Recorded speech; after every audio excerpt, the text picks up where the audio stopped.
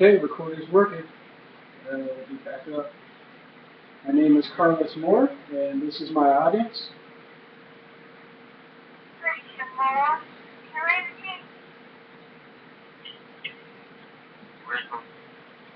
All right. And the specific purpose of this speech is to convince my audience that it's important to care about safe balloon use or toy balloon use. I kind of remember once upon a time I had a birthday party. It was a particularly memorable birthday party because there was cake and there was presents and all sorts of things. But I also remember that was one of the days I got the crazy idea to let up my window and run away from home. And I stayed away from home for about 2 hours before I came back and found out my family was worried about me, wondering where I was going, about to call the police, and found out all kinds of stuff. So actually, I think the main reason that they didn't know why I did that, and I was kind of irrational. Oh wow, I'm not kidding.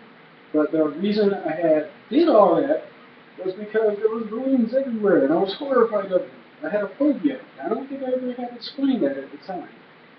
So I want to talk about like first off, I wanted to mention, like, yeah, I had been afraid of that for a while, and then it's like, after a while, I started collecting them, and it was kind of weird, and then my niece started growing up, and she had parties and things, so I kind of picked this topic because it's kind of familiar to me.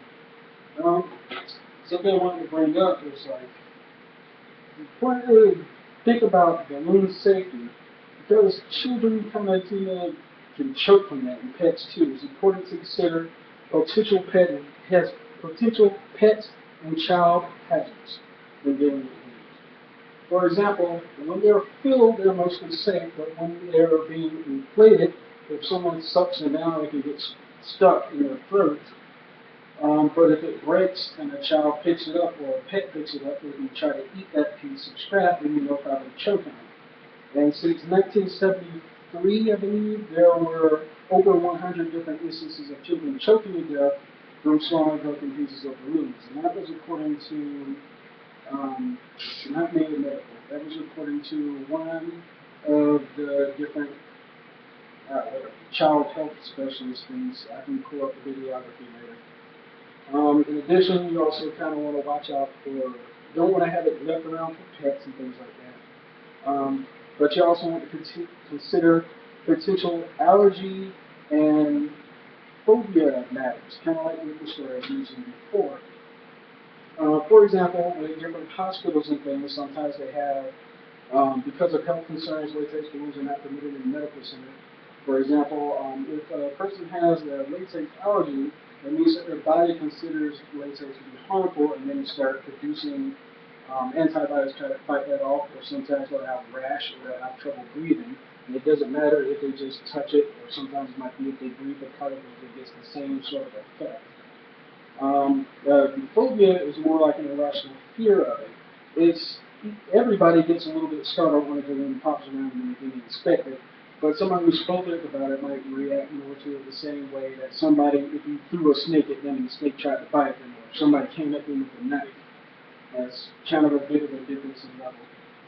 I know Mayo Medical has a bit more definition on the details of the phobia, and also an allergy. But it's important to consider that if you're going to hold a party for someone, you want to make sure that they're not allergic to those, because if they are, it might be a better idea to have something like Mylar, which doesn't have latex. Or find some other alternative, or maybe pour down balloons altogether.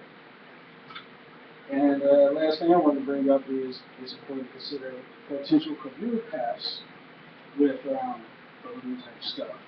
It's kind of good to know it because if you already know enough about the safety about it, like who you can have that around, where appropriate places are, how to keep children safe with them, and how to deal with pets and things, then you already got a leg up in types of careers that you can perform with it. Or say if you wanted to be a salesman or a vendor, you could have your own little sell stand, kind of like a lemonade stand, and you sell helium balloons or something like that.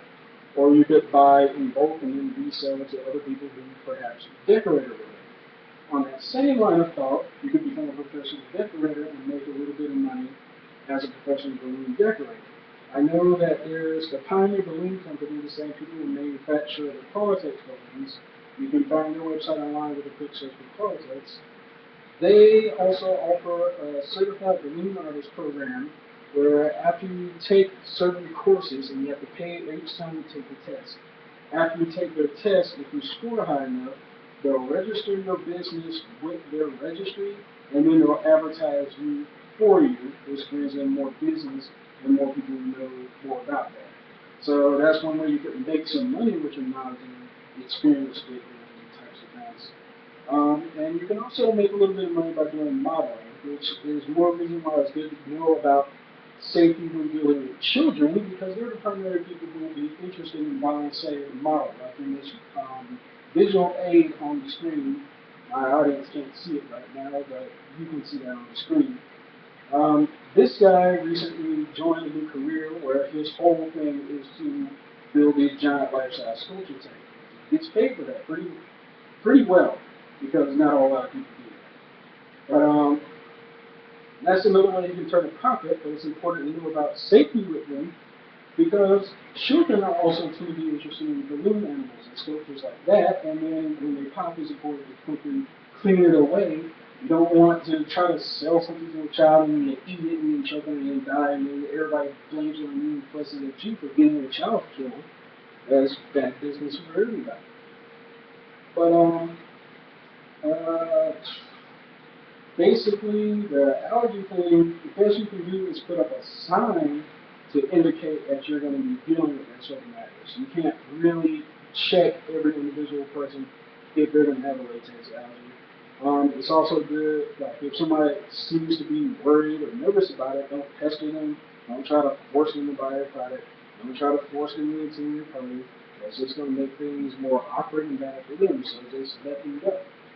But in conclusion, basically, it's really important to think about how to safely use balloons and how that can affect other people and yourself.